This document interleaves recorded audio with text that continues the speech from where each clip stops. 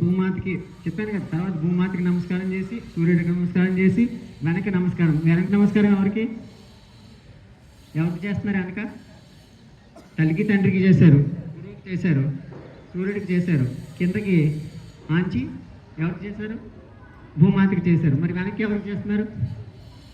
వెనక్కి ఎవరికంటే మనకి చెట్లు ఆక్సిజన్ ఇస్తున్నాయి కదా, మనకి చుట్టూ ఉన్నటువంటి పక్షులు ఇవన్నీ కూడా మనకు ఉపయోగపడుతున్నాయి. పక్షులు ఎలా ఉపయోగపడుతున్నాయి? మనకి చెట్లు పెరగాలంటే పక్షులు కావాలి, పంటలు పండాలంటే పక్షులు కావాలి, అన్నీ హెల్ప్ చేసేది. ఒక చిన్న పిట్ట ఒక సంవత్సరంలో 500 చెట్లను కాపాడుతుంది, ఒక చిన్న పక్షి. ఎందుకంటే దానికి చెద పడుతుంది. ఆ చెద అలా వదిలేసింది అనుకో, ఆ చెట్టు అంతా చచ్చిపోతుంది. ఆ చచ్చిపోకుండా ఆ చెద అంతా తినేస్తుంది అనమాట. చిన్న పిట్ట 500 చెట్లు కాపాడుతుంది. అంటే ఎంత హెల్ప్ చేస్తుందో ఒకసారి ఆలోచించండి. అవునా కదా? ఆ గింజలు తీసుకెళ్ళి అక్కడక్కడ వేస్తుంది అనమాట. కొన్ని వేల మొక్కలు నాటుతుంది ఒక పక్షి. ఒక కాకి ఉందనుకోండి, అది తినేస్తుంది. తినేసి ఎక్కడికో వెళ్ళి కట్టేస్తుంది. అందులో ఉన్నటువంటి విత్తనాలు అక్కడ మొలిచి అక్కడ చెట్లు అవుతాయి. అర్థమైందా? అలా ఎన్నో చెట్లు ఒక పక్షి పెంచుతున్నాడు. పక్షులు లేకపోతే ఈ ప్రపంచం అంతా ఉండదన్నమాట. అర్థమైందా? సో అందుకని పక్షి చాలా ముఖ్యం. అంటే పక్షికి, ఈ ఉన్న పక్షులకి, కింద ఉన్నటువంటి అర్థవాము, ప్రతి పురుగు కూడా మనకి హెల్ప్ చేస్తున్నాయి.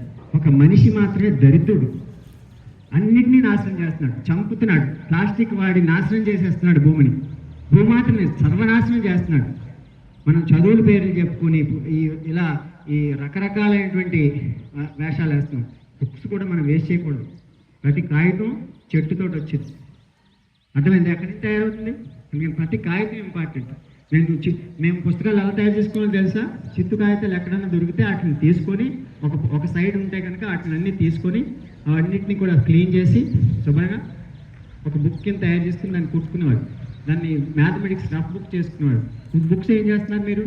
కొనిస్తున్నారు కదా అని చెప్పేసి ఇష్టం వచ్చినట్టు గీసేసి అటు ఇటు పేపర్లు వేస్ట్ చేసి అక్కడెక్కడ పడ్డారు.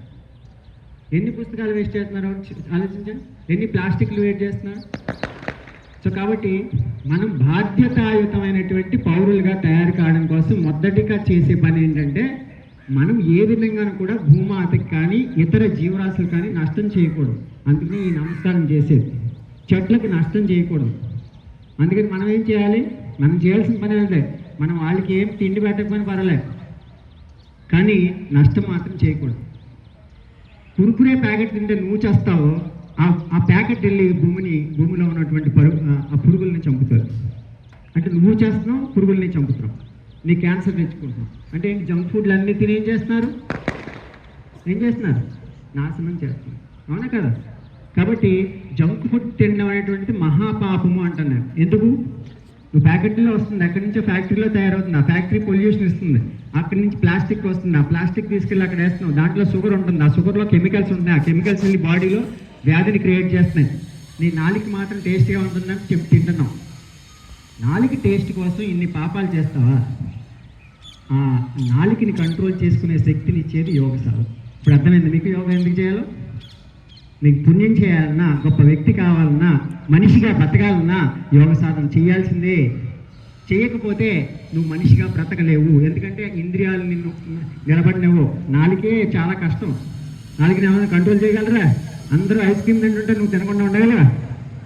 అందరూ కేకులు చాక్లెట్లు తింటుంటే నువ్వు తినకుండా ఉంటావా? ఎందుకంటే నాలుగు కింద లాగేస్తూ ఉంటావు. కానీ యోగ సాధకుడు ఎప్పుడు కూడా